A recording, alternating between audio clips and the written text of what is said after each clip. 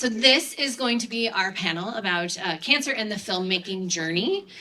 Sitting up here is the lovely Mary Beth Eversole, who is a performer, a coach, a filmmaker, and a writer.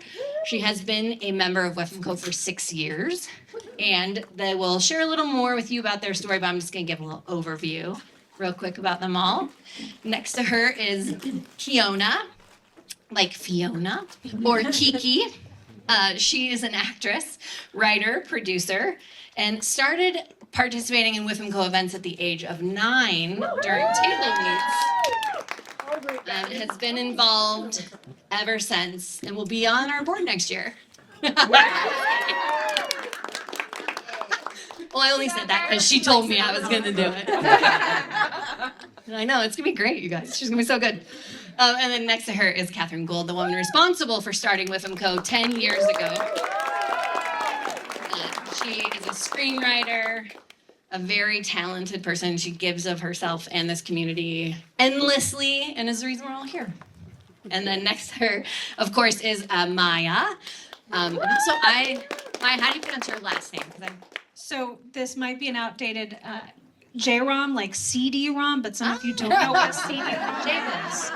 But so Jairam, but if you know what a CD-ROM is, it's like that. If not, I'm sorry. I love it. Okay, great. And Maya is our NOCO branch chair for Northern Colorado, and is also an actress and a filmmaker. Just directed her first short film, so that's exciting. And I'm going to turn it over to Maya and these lovely ladies. Thanks, guys. Fabulous. Thank you so much, Elizabeth. So is there anything else that you ladies would like to add that Elizabeth did not mention? No? No? I'm also an actor. Catherine's also an actor. You're a director too? I am. I'm going to be directing my first feature this summer. Okay. Directing her first feature this summer. Okay, so she's a woman of all the talents. So I'm gonna just, what? You have to say that your new role on with US. Oh, yes, and Lish wanted me to let you all know I'm also now the programming director at WIFT US. So, woohoo! Yay! We're all doing all the things. So, the inspiration for this panel was, WFMCO's 10-year anniversary, Kathryn founding it, and my own personal interest and advocacy for Jedi work. And so I thought it would be, a good time to talk about an aspect that affects many more of us than we acknowledge. How can we better support people who have or have had cancer at all stages of their journey as filmmakers, in production, on our sets, in post, and beyond? A huge number of our population is affected by cancer, directly or indirectly, and yet we don't have the systems, vocabulary, or understanding to help ourselves or one another navigate this on set and beyond. So that was kind of the inspiration behind this. That said, I'm curious if you all would mind sharing where you are in your respective cancer journeys right now. I have the mic, don't I? You do. Okay. Hi guys, I'm Mary Beth, and it's very recent for me. I was diagnosed I was officially diagnosed last April. I knew I had it as early as January. And right now, I just finished acute treatment. I had a double mastectomy, I had chemo, and I then had a deep flap reconstruction surgery because I also have other health issues that cause anaphylaxis to things like silicone. So that's where I'm at right now. I'm so glad I have a lot of energy today, and sometimes that's not the case. And I would like to say that, and I don't know if you ladies experienced this too, but the aftermath, like after acute treatment, your whole team of doctors is like so supportive of you, and actually everyone is so supportive of you while you're in acute treatment. And then once the cancer is gone, they're like, okay, bye. I will see you in 3 months, see you in 6 months, and everyone around you kind of wants you to be immediately better. And there are so many residual effects from chemotherapy, from the surgeries, the emotional effect, I would say the spiritual effect, the physical effect. and I'm in the middle of that right now. So it's ongoing, and if I don't cry on this panel today, I'll be really surprised. So. Oh, I mean, you already. I mean, you're speaking to the choir. I mean, I was already over here tearing up. I was like, no. But it's exactly as you said. I unfortunately really knew it was going to be cancerous. I have struggled with thyroid my whole life and had thyroid cancer. I was diagnosed at 19, and it's been an on and off again battle, just due to everyone saying at my age I shouldn't have the extremities I have with thyroid cancer, so we weren't always on top of it as we should have been.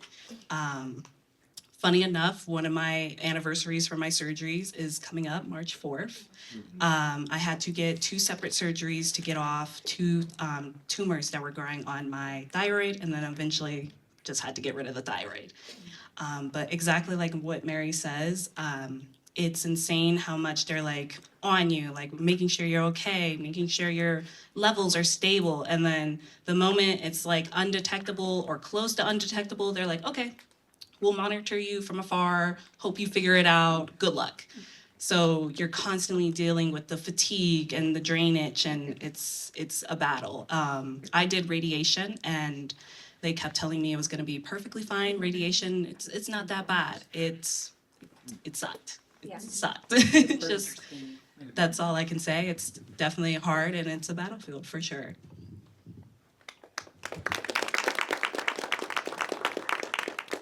So I'm at a position where I'm really looking back. I was diagnosed in the end of 2018. I had surgery and radiation in 2019. I was very lucky, and ladies, get your mammograms. They caught it early, so I was in stage 1. There was some minor lymph node involvement, but they decided that chemo would not really benefit me, so I did not have to go through the losing the hair and the fingernails and all of that. So I did surgery, radiation, and hormone therapy, so basically blocking all my female hormones. And I'm still on that, and now we're at the point where we're deciding at what point I'm going to get off of that. And so, I just had some more tests. My tumor marker test was clear, and I'm waiting on another test to see. It's supposed to possibly maybe predict how much continuing to take the hormone blockers will help me, and we'll see. So that's kind of where I am. The radiation kicks your ass. It's only on one small part of your body, but literally for a year afterwards, I was exhausted. And people don't realize that. I mean, we can go into more later, but yeah, that's kind of where I am. I'm cancer-free for 7 years, and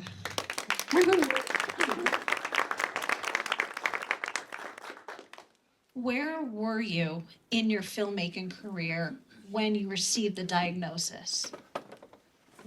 all right, I have the mic. I guess I have to. So, I'm older than I look, y'all.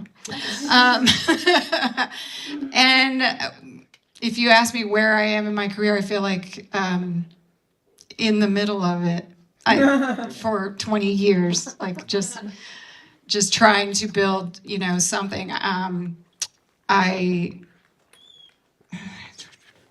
So I had my first produced feature as a writer. I'm a SAG eligible actor. My kids were in high school, so not needing me terribly much. And so I was really kind of trying to come back from that kind of motherhood break, that many of us take. And really feeling like I was picking up momentum, and I had gotten a manager, and I was starting to work and to get work as a writer.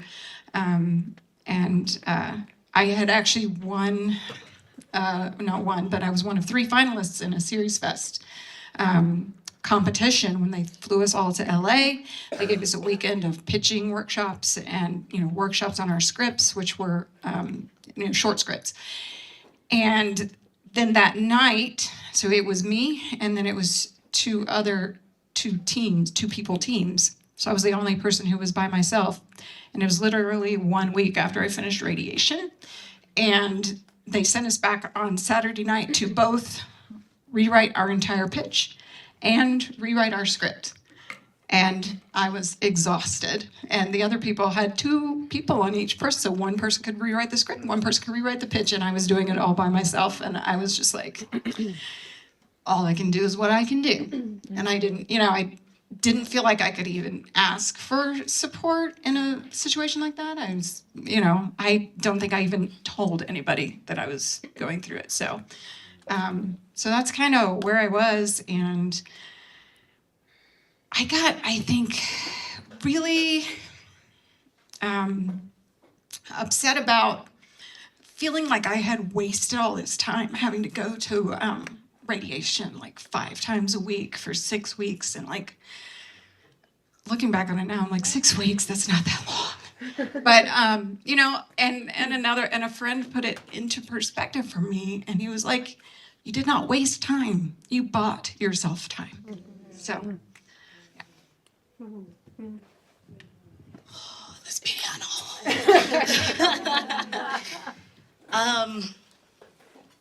Thank you. Yeah, I was the exact same. I think it was already pretty difficult to have your doctors constantly have to tell you this is going to be like an on and off battle for you for a while. Thyroid cancer is tricky. We're going to have to constantly monitor your tumor marker. We're going to have to constantly check if the hormone medication is right, or we're going to have to change it. It's always fluctuating. And so I had came to a point where I was like, I'm not going to tell anyone. Even when the cancer had gotten pretty aggressive and pretty bad, I was fighting tooth and nail that I'm not telling anyone. So I would be on sets. I could be up early in the morning throwing up, but I'm there. And I could be up on all day, all night. Everyone's like, you're exhausted. And I'm like, we all are. It's fine. Like, we're all exhausted, knowing damn well I'm exhausted.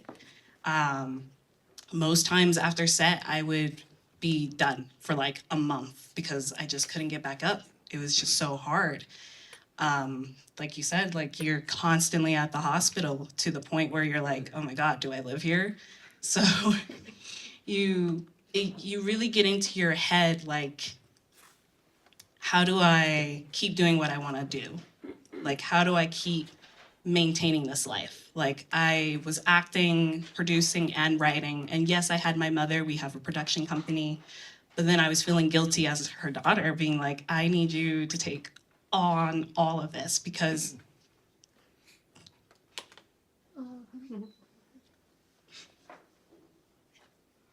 sorry. Yeah, it just it definitely takes its toll, and especially when you're growing a production company and you can see how it's going well and you're excited, but you just don't have the mentality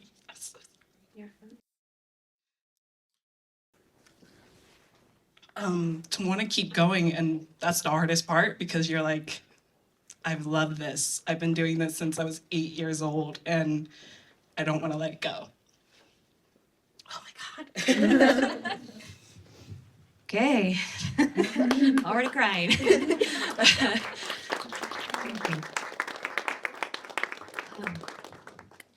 Ooh, okay. I'm going to start by saying mammograms are great. Mine didn't show up on a mammogram or an ultrasound.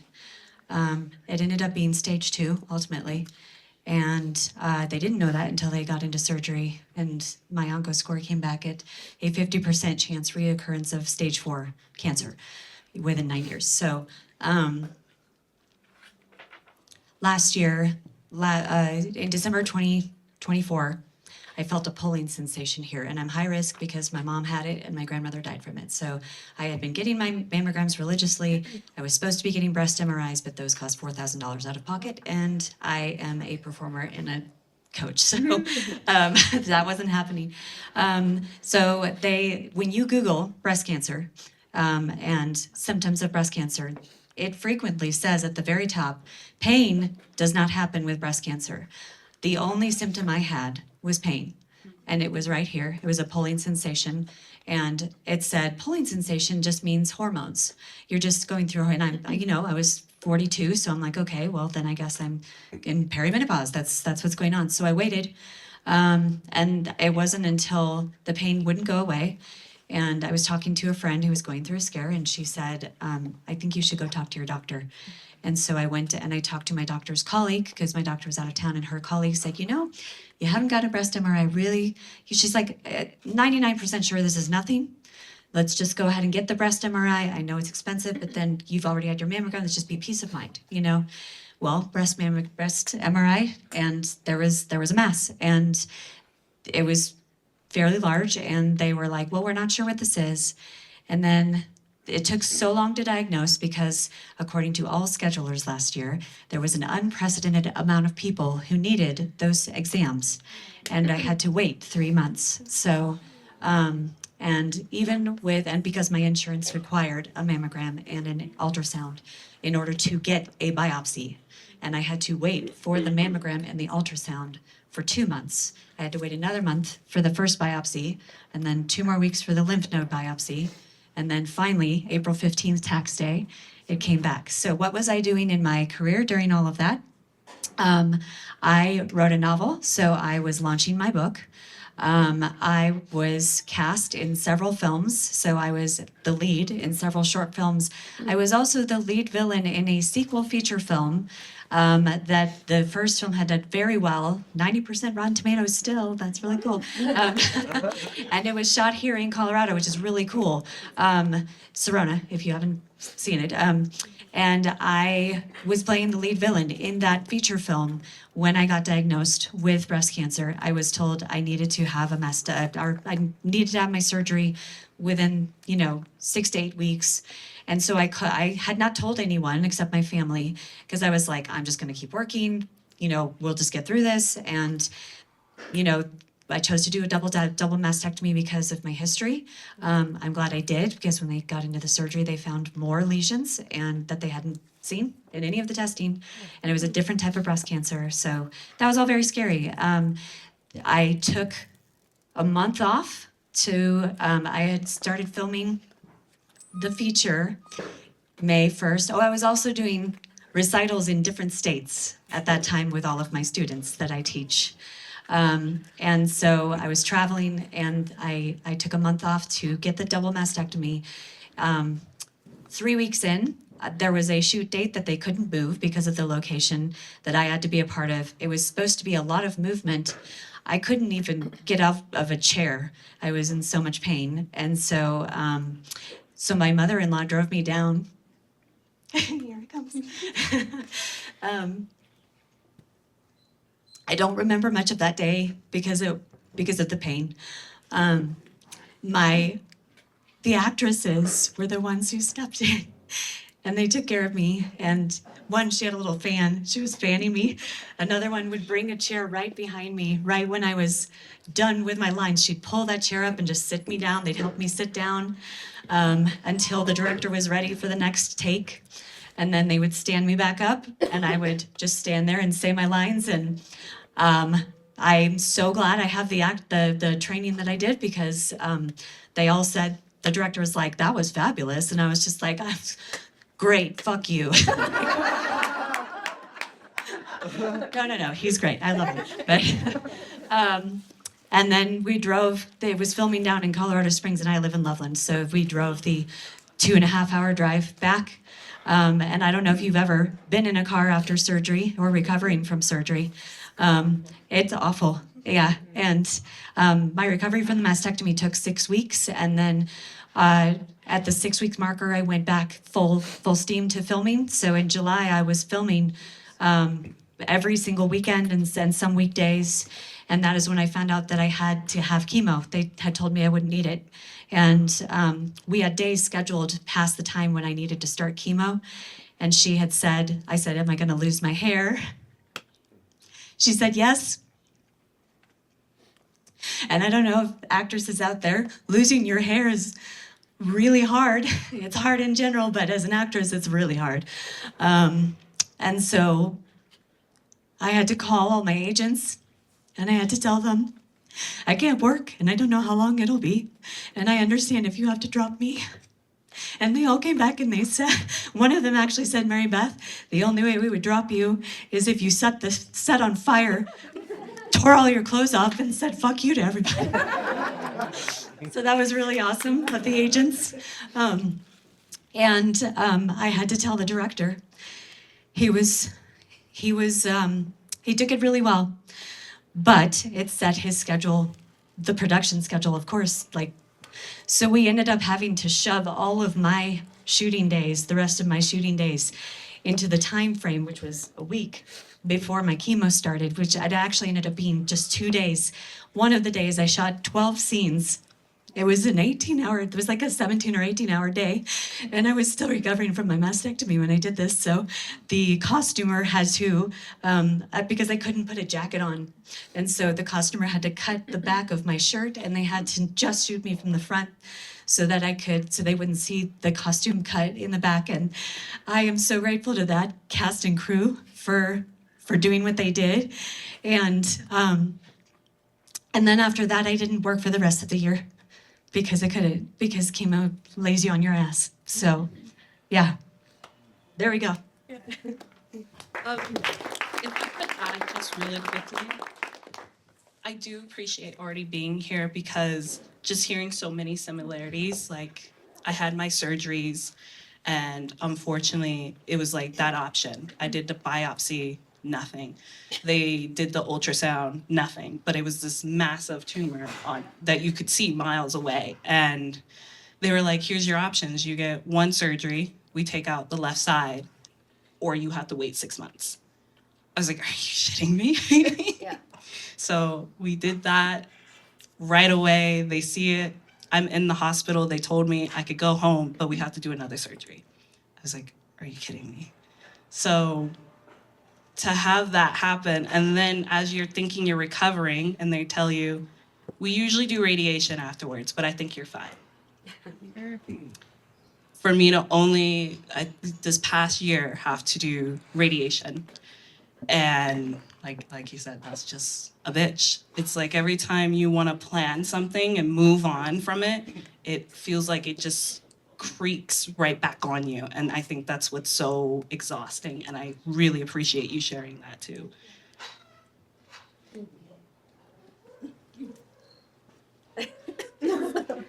I have questions, but how, as you know, Mary Beth kind of actually alluded to this, but as you all underwent treatment, how was your filmmaking career affected?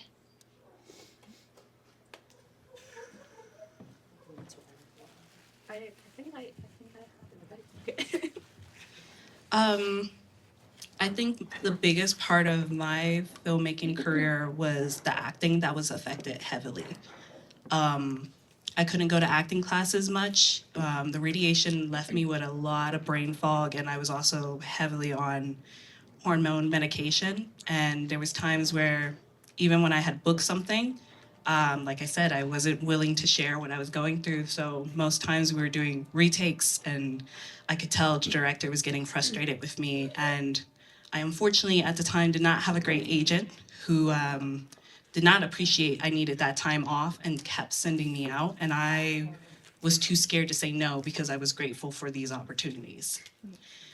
Dropped that said agent and kind of took a step back from acting for a good while and kind of threw myself into writing and producing because writing was easier to kind of write down everything that was happening with me. Whether it was like, oh my God, my doctor's a total asshole, the way he just said that, like, let me put it down. And it kind of inspired me to like want to read more stories about cancer and do things that are meaningful or rare diseases that people are always telling you about. So I think it also helped me a lot because some of the great projects I've gotten to work on for producing are people who have suffered with this and was like, I just need someone to help me tell this story, but I don't want it to be a sob story. Like, I was able to live and got through this, but it's hard. And I was like, I feel like it was a blessing and a curse, because it helped me be more confident in my writing and be more confident in producing and leading me down that path. It hurt that it took acting away from me, but I can get back into that. That's something I had to keep telling myself. I was like, it's never gone. It's something I can come back to. And yeah, I think I don't know. That's it. My acting agent is Big Fish, and I basically just went to those ladies and said, hey, I got breast cancer, I'm gonna need a little time off. And they were like, take whatever you need. I got to dye my hair purple. Since I wasn't gonna be acting for a while. And writing, I did find that it was, going through an experience like that gives you lots to write about. I guess like Mary Beth was saying, spiritually and emotionally, it affects you so much. Like the hardest thing for me was feeling betrayed by my own body. Like, why do you want to die? I don't want to die. Why does my body want to die? So that was, that's something that I've just been working through and continue to work through, because I have other health problems as well. And it's just, it's fodder for a great script someday. Well, I think I touched upon how it affected my filmmaking career a little bit. I will say this, in the time that I had to be off, because after the chemo, they gave me a month off for my body to recover. Chemo brain is like a mind fuck kind of a thing. And then I had my reconstruction surgery because they wanted to get it done, and I also wanted to get it done because I was still within the same year for my insurance, so I wouldn't have to pay my deductible again, and my out-of-pocket max, which I've already hit that this year, so the reconstruction surgery was an 11-hour surgery, and it was an acute 12-week recovery, because they cut you from here to here to and take all this to recreate this, which in the long run is better than silicone, but it still was a really rough recovery, and I'm still recovering from that. So I will say I've just started getting back into the industry in the last month, and I was so sick and so exhausted for the last 7 months that I honestly didn't do anything. I didn't write, I've started to write now, but there was a part of me that was just so pissed off that I was going through something like this again, because I've had health stuff before and life-threatening things, and I was so pissed off that I was having to face this again. I just kind of just shut down, basically. And I don't know if I would have been great on set at that point, because I was just trying to survive. But I will say that I am in a better place, and I'm moving back into things, and it's so exciting to be back. And the biggest thing that I learned to do last year was I finally learned that it's okay to say no to jobs and to things that don't align with you, and to not live in fear of your agent dropping you because you said no to something. And or never working again because you said no to something that just didn't vibe, and that was a hard lesson learned, and I'm so glad I learned it. And I am coming back into this. My motto is simple joy, and if it doesn't align with that motto, then someone else can do it. So yeah.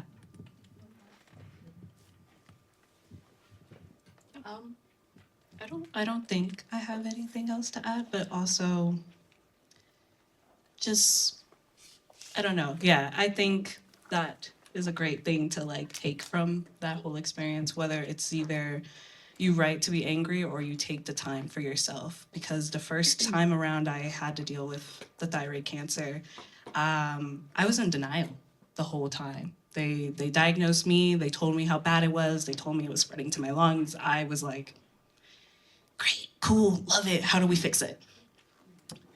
Fixed it. I thought we were great. We were done. Then this past year or past 2 years, it's been just bullshit on top of bullshit, where it was just having the time of its life in my lymph nodes. It had gotten into the bloodstream. It was terrifying. They were like, okay, your options are radiation. We're too scared to do chemo right now. I was like, let's do radiation. I don't even want to hear that word. Okay, I don't even want to hear radiation. But it is like so insane how the first time around I was like, it's no big deal. You're just gonna keep working. And then the second time around, it was like kind of what you said. You shut down because you're like, how the hell is this happening? And like you said, you're like, why is my body dying? And even when they break down what radiation does, and it's like, oh, we're killing the cells. I'm like, so you're killing me so I could be alive? I just was like, I don't understand that. So I think that's the biggest thing I always want to tell people when they're like, well, you look great and you're doing all right. We appreciate it. But it's still also like, I am dying and I have to now rely on this medication that is actively killing me to help me stay alive. So it is literally constantly fighting for your life every day. And yeah, please, yeah. Piggybacking off of that, I don't know if I know you're still dealing with it, but I don't know if they gave you the percentage of, here's your percentage of what stage, if it comes back, it'll be stage 4, and here's your percentage of what that would be in the next 9 years. And even with all the treatments, mine is still 15 to 25%. And even though that sounds small, like people say to me, oh, but it's still 75%, blah, blah, blah. And I'm like, you know what? I had a 25% chance of getting breast cancer in the first place. And the last month and a half has been me mentally just having to try to forget that statistic that they keep telling me and move on to live my life. And it's always there, and I have to choose to ignore it because it's terrifying. And, being on set, writing scripts, teaching students, all of that, playing the piano, gardening, whatever, they're fantastic distractions. But when you work with someone who has been through cancer, every single one of them has that number in the back of their head all the time.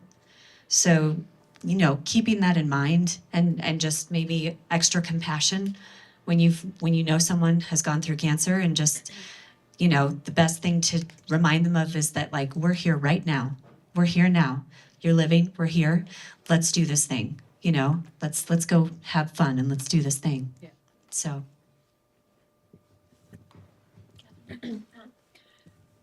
Just one thing about the numbers, when they first show them to you, they show you like survival rates for people to survive for the next 5 to 10 years. And you're like, I plan on living a lot longer than that.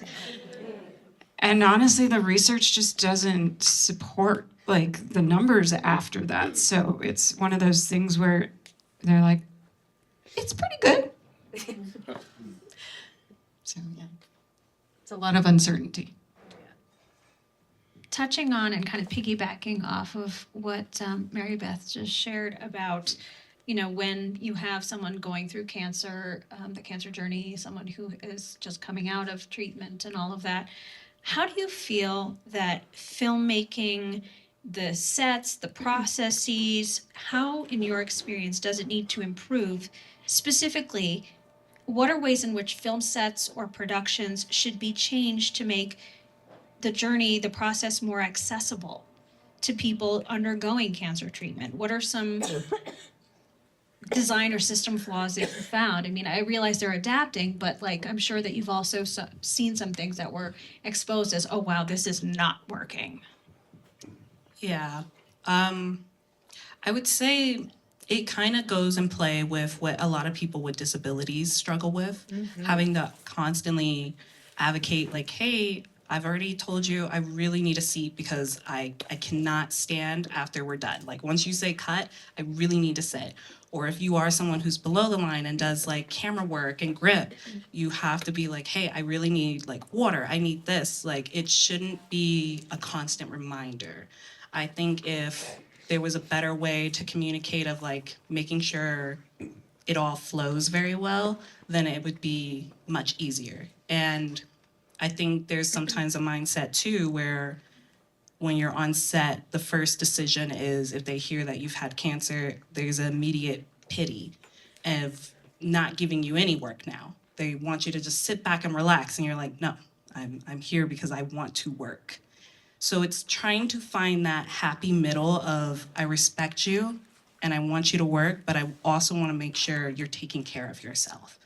And I will say some sets are getting a bit better with that due to like many people in disability having to advocate for themselves, and they understand that, hey, before you hire someone and if they do say it on their resume or have talked to you, make sure you have those things on set, whether it's talking to maybe the producer or the first AD or the production coordinator.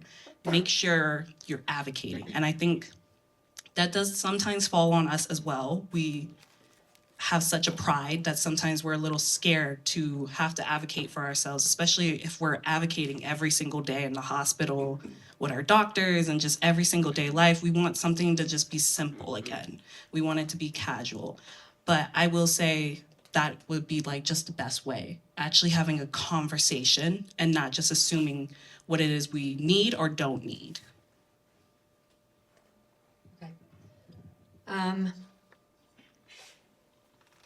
Coming from an actor's perspective, there's a bit of a stigma surrounding telling the people that you are auditioning for that you have this thing that could potentially make it difficult on everyone on the set to deal with, time-wise, really time-wise, but also energy-wise and things. So I find, and myself included, that we just don't say anything because we need to work.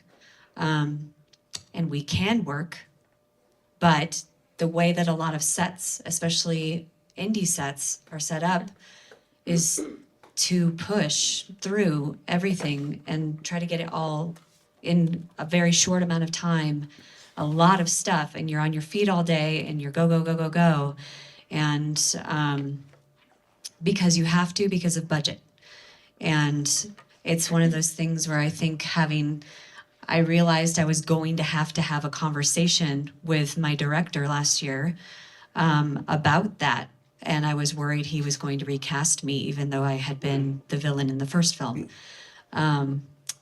He was kind and reeling, of course, as I was, but he did a wonderful job of being willing to have a conversation with me about what I needed. And again, I will say, even he, had to get that one day because of the location. And so I had to then decide, am I able to handle this? I thought I was, and I did, but I would not do that again. And it's one of those things where sometimes we don't even know. We don't even know until we are experiencing whatever side effects or whatever from the medication, the chemo, the surgeries, what we're going to feel like, which then makes it difficult to have a conversation when you're auditioning, because it's probably they're gonna go with someone else, and that's a real fear that exists. All I can do when I talk to people now is tell them what my own experience was, what I was able to do when I was so sick, when I was recovering from surgery, and still show up with my A game. And it's different for everyone, but that I think having open conversations and also being willing as a director, writer, creator to listen to your crew or cast who are saying, I have this thing, I can still show up and work. I just might need to sit down every now and then, or I just might need, can I take a 30-minute break in the middle of the day, and just have an open conversation and be willing to be open to do that, Okay, so we add 30 minutes to the day so that we can have the actress we want and get everything in, you know? So, yeah. I think in general, in the overall film industry, we tend to have a tendency to work way too many hours, to try to stuff way too much into each day. And for people battling cancer, or for people with disabilities, or for everybody who are human beings who need things like sleep, you know, we really need to look at how we're doing that and how we're treating people and what we're expecting of people. And, you know, if you're forcing somebody to work a 14-hour day and then they have a 2-hour drive home or something along those lines and they fall asleep at the wheel, like, you know, what's that gonna do to your production? And what's that gonna do to your mental health for the rest of your life? So, you know, I think as filmmakers, we really need to be thinking about taking responsibility for our crew's, you know, mental and physical health just in general, in terms of how we work and when we work.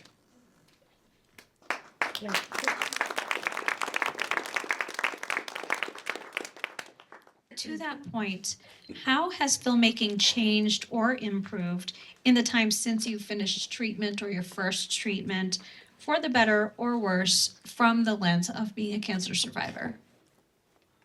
So honestly, COVID was kind of a really good thing for my career. Getting everything online made it so much easier for me to work worldwide from Colorado.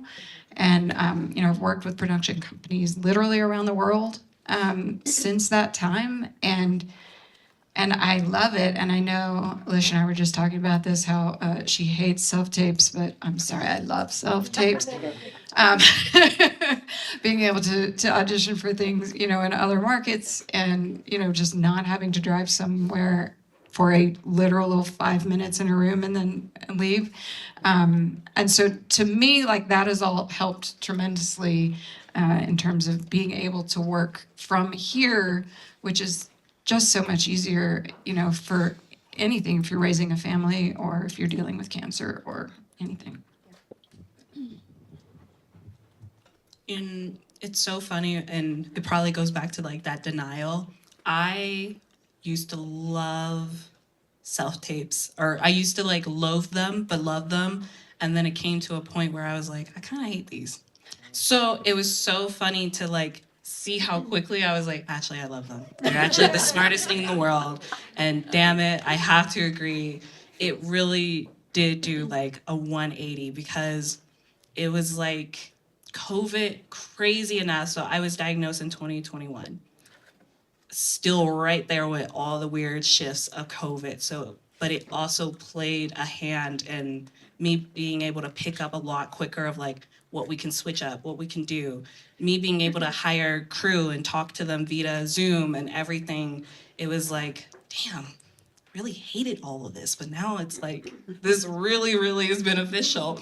Especially like, instead of like having to be in the room when someone's like, oh, I would love to like check on the script, see how we're doing. Gonna email it to you, get back to me. Stuff like that, it did make it so much easier, and it was just really beneficial. I think where things get a little hard is when I am on set and I have to physically be there, because that's where that conversation has to come in hand, because I can do a lot still from my computer, but there's so much that is required from me. A set that I was on in June, absolutely wonderful. People, everyone was incredible, but I end up taking on a lot more roles than I was originally supposed to. I was set coordinator, art department, and second AD, because unfortunately said people did not have the experience. So I took it on, and even though the director and them knew what I had, they also knew I was such a hard worker. So that's where that conversation line gets a little blurred, because they're like, she can do it. And in my head, I did not advocate, and I was like, I can do it.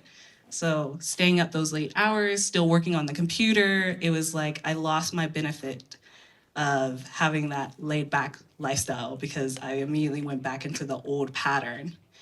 But yeah, I would say just being able to actually work from home has really, really help on those days where I can't stand for long, the fatigue, or all those great things.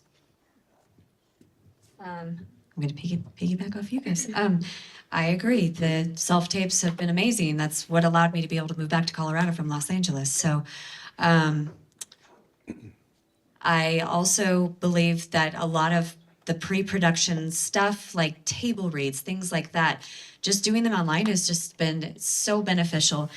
But I also think, and I think I've witnessed it, that because of that, more people who are disabled, who have illness, have been able to start realizing that they have a voice, and there are more stories coming out, and we got a long way to go, but there are more stories. I don't know if y'all have noticed it, but there are more stories like that coming out from people with that voice, you know?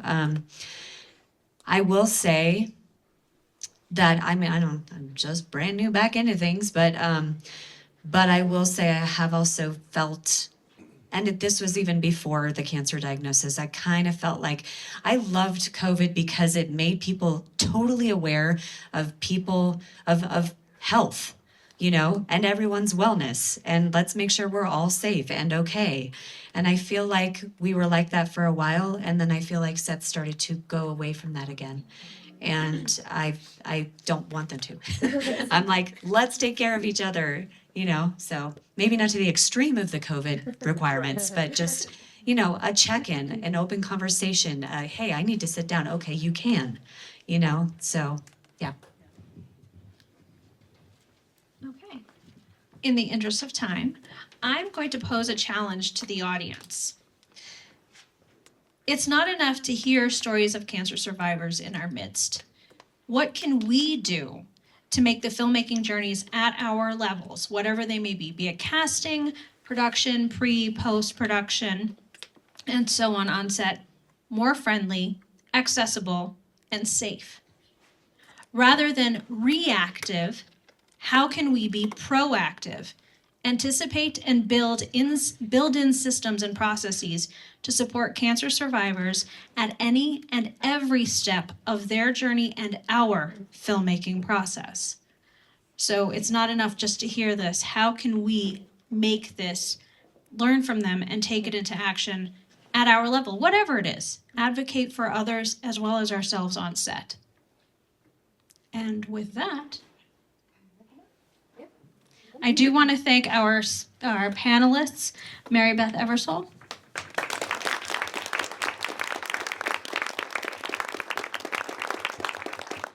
Keonia Williams,